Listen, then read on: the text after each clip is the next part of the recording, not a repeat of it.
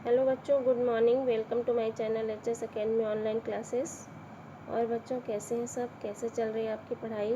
I hope कि सब अच्छे से हैं और पढ़ाई भी अच्छे से कर रहे हैं। बच्चों, इस समय हम लोग वाच्य परिवर्तन पढ़ रहे हैं। तो पिछले क्लास में हमने आपको ये बताया था कि किस तरह से कर्तृवाच्य से कर्मवाच्य बनता है, और आज के क्लास में हम लोग देखेंगे कि किस तरह से कर्तृवाच्य से भाववाच्य बनेगा। तो पिछले क्लास में हमने पहले तो आपको कुछ होमवर्क दिया था, तो मैं उनको आप बोल देती हूँ, आप अपनी कॉपी में उसको सही कर लीजिएगा। पहला था, मैं कविता पढ़ सकता हूँ।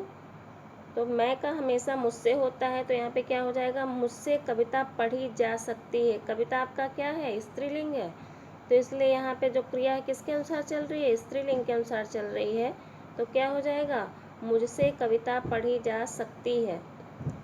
नेक्स्ट था, महर्षि दयानंद ने आर्य समाज की स्थापना की। इसका क्या हो जाएगा? महर्षि दयानंद द्वारा आर्य समाज की स्थापना की गई। फिर से सुन लीजिए, महर्षि दयानंद के द्वारा आर्य समाज की स्थापना की गई। अगला था आपका, हम स्वामी दयानंद को नहीं भूल सकते।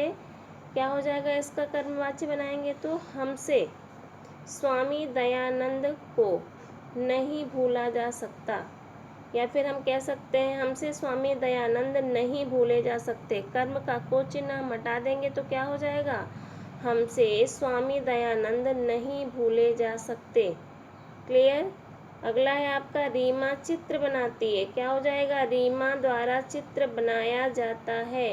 रीमा द्वारा चित्र बनाया जाता है। नेक्स्ट है, कलाकार मूर्ति गढ़ता है। तो क्या हो जाएगा? कलाकार के द्वारा मूर्ति गढ़ी जाती है। कलाकार के द्वारा मूर्ति गढ़ी जाती है। नेक्स्ट था, करीम पतंग उड़ा रहा है। करीम के द्वारा पतंग उड़ाया जा रहा है। जिस काल में वाक्य होगा उसी काल में परिवर्तन होगा। लास्ट का जो सेंटेंस होगा, जो क्रिया होगी जिस रूप में, उसी में। अगर रहा है तो वाच्य में भी वही प्रयोग होगा। जाता है तो वाच्य जाता के अनुसार बनेगा। ठीक, सकता है तो जो क्रिया है वो सकता के अनुसार ही चलेगी। तो यहाँ क्या है कि करीम पतंग उड़ा रहा है, तो करीम के द्वारा पतंग उड़ाई जा रही है। नेक्स्ट था आपका, माला ने खाना खाया। क्या हो जाएगा? माला के द्वारा खाना खाया गया। किसके द्वारा? माला के द्वारा खाना खाया गया। नेक्स्ट था,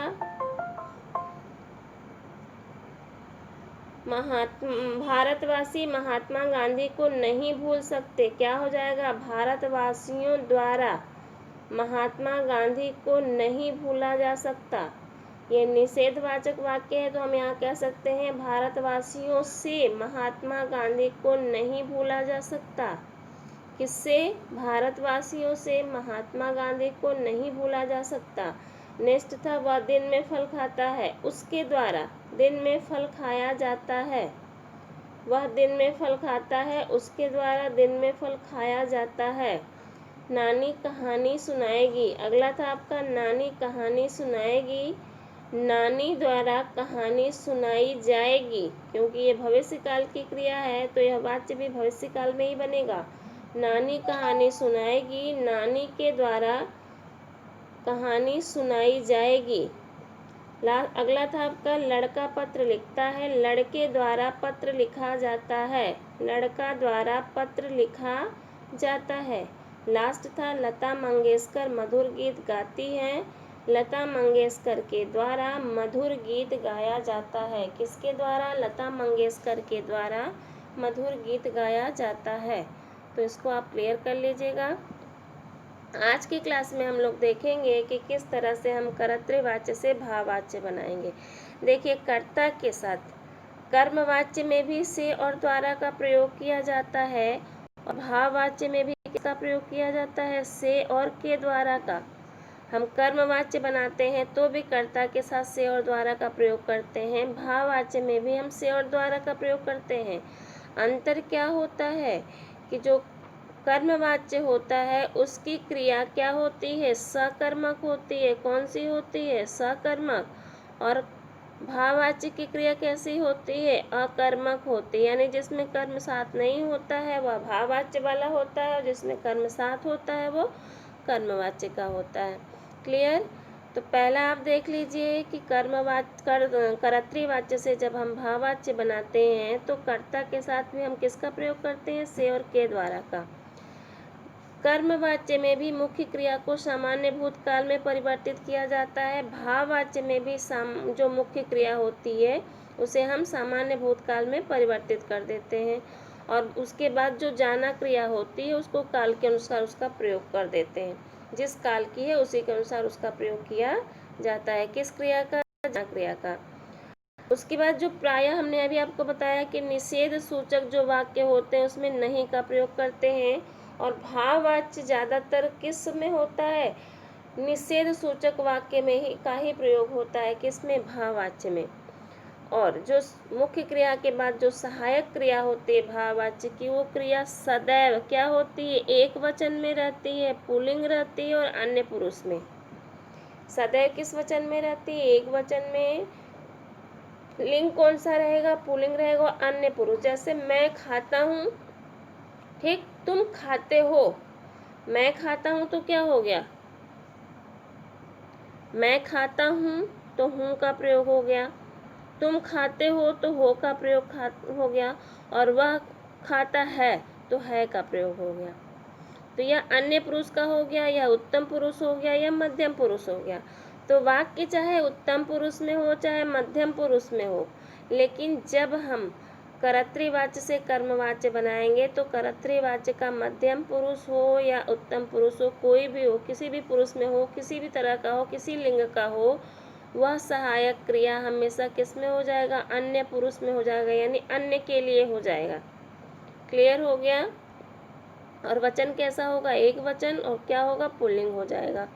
तो इतना याद रखिएगा। फिर से एक बार देख लीजिए, कर्ता के साथ किस विभक्ति का प्रयोग होता है, तो से और के द्वारा का। मुख्य क्रिया किस में परिवर्तित हो जाती है, सामान्य भूतकाल में। और जाना क्रिया का प्रयोग किसके अनुसार किया जाता है, काल के अनुसार किया जाता है। भाववाचक जो वाक्य बनते हैं वो प्रायः कैसे होते हैं, प्रायः निषेध सूचक होते हैं, और इसकी जो सहायक क्रिया होती है वो सदैव पुल्लिंग एक वचन और अन्य पुरुष में होता है। सदैव पुल्लिंग एक वचन और अन्य पुरुष में ही होता है। अब हम यहाँ एग्जाम्पल देखेंगे तो देखिए अच्छे से क्लियर हो जाएगा। राम चल नहीं सकता है, राम चल नहीं सकता है, तो यह कर्तृवाच्य का वाक्य हो गया। तो यहाँ से क्या हो जाएगा, राम से चला नहीं जा सकता है। देखिए इसमें जा सकता है का भी हम प्रयोग कर सकते हैं और जाता है का भी प्रयोग कर सकते हैं। राम से चला नहीं जाता है, राम से चला नहीं जाता है, यह भी सही है, और राम से चला नहीं जा सकता है, यह भी सही है। मैं चल नहीं सकती हूँ, अब यहाँ पे देखिए है का प्रयोग हो गया ना, चला नहीं जा सकता है।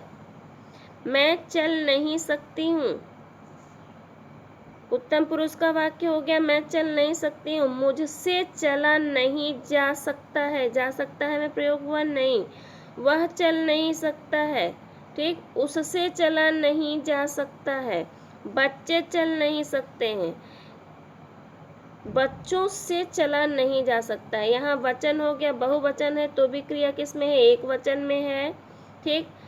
पुल्लिंग में है, जा सकता है, स्त्रीलिंग रहता तो शक्ति होता, जबकि पुल्लिंग में ही है सब में, जबकि यहाँ स्त्रीलिंग है फिर भी यह किस में है, सदैव पुल्लिंग में हो गया। यानी कि से का भी प्रयोग हमने आपको बता दिया। सामान्य जो मुख्य जो क्रिया होती है वो किस में हो जाती है, मुख्य क्रिया सदैव सामान्य भूतकाल में ही होती है, और सहायक क्रिया किस में हो जाएगी, सहायक क्रिया आपकी सदैव पुल्लिंग एक वचन में होगी। जैसे मैं पढ़ नहीं सकता तो मुझसे पढ़ा नहीं जा सकता, तो पढ़ा आपका क्या हो गया, सामान्य भूतकाल, और जा सकता आपका क्या हो गया, सहायक क्रिया। और यह क्रिया किस काल में है, तो यह क्रिया सदैव एक वचन में है और पुल्लिंग में है और अन्य पुरुष में है। क्लियर हो गया। अब कुछ और एग्जाम्पल यहाँ देख लीजिए। राधा नहीं हंसती है, राधा से नहीं हंसा जाता। अब यहाँ स्त्रीलिंग है और क्रिया क्या हो गई है, हंसा, तो सामान्य भूतकाल में यह परिवर्तित हो गया, हंसा क्रिया। हंसती है की जगह क्या हो गया, हंसा क्रिया हो गया, तो यह किस में परिवर्तित हो गई, सामान्य भूतकाल में परिवर्तित हो गई। और बाकी किस में, जाता किस में हो गया, या एक वचन हो गया, पुल्लिंग हो गया और अन्य पुरुष में हो गया। हम इतने काम नहीं कर सकते, हमसे इतना काम नहीं किया जाता। मैं पढ़ नहीं सकती, मुझसे पढ़ा नहीं जाता। नौकरानी ने सफाई नहीं की, नौकरानी से सफाई नहीं की जाती। चिड़िया नहीं चहचहाती, चिड़िया से चहचहाया नहीं जाता। चहचहाया आपका क्या हो गया, सामान्य भूतकाल, जाता क्रिया हो गया। मजदूरों ने ईंट नहीं उठाई, मजदूरों से ईंट उठाई नहीं जाएगी। अच्छा एक चीज़, अब घूमे, हमने आपको बताया था कि जब कर्ता कर्मवाच्य में भाववाच्य में दोनों में कर्ता या तो गौण होता है या फिर लुप्त हो जाता है। तो जब कर्ता लुप्त हो जाता है तब हम क्या करते हैं, अब घूमे, तो यहाँ कर्ता नहीं है, तो हमने क्या किया कि जो क्रिया है केवल उसी को हम सामान्य भूतकाल में परिवर्तित करके एक वचन पुल्लिंग और अन्य पुरुष में कर देंगे, तो वह आपका भाववाच्य बन जाएगा। क्लियर, कर्ता जहाँ पे नहीं होता है हम केवल क्रिया में परिवर्तन कर देते हैं। उल्लू रात को नहीं जगते, उल्लू से रात को नहीं जगा जाता। बूढ़ी माँ चल नहीं सकती, बूढ़ी माँ से चला नहीं जाता। तो ये सारे किसके उदाहरण हैं, तो यह सारे आपके भाववाच्य के उदाहरण हैं। सारे किसके उदाहरण हैं, तो सारे आपके भाववाच्य के उदाहरण हैं। ये सारी चीज़ें आप एक बार देख लीजिएगा और अपनी कॉपी में नोट कर लीजिएगा। देखिए अभी हमने आपको क्या बताया कि जब कर्ता नहीं होता है तो हम कैसे वाच्य बनाते हैं, चाहे वो कर्मवाच्य हो चाहे भाववाच्य। कर्ता नहीं हो तो हम क्या करेंगे। अब यहाँ देखिए, यहाँ पे क्या है, कर्तृवाच्य की क्रिया है कि अब चलते हैं, अब चलते हैं। तो अब तो सीधे सीधे यहाँ पे आ गया, चलते हैं को हमने सामान्य भूतकाल में बदल दिया तो क्या हो गया, चला और जाए। अब चलते हैं, अब चला जाए।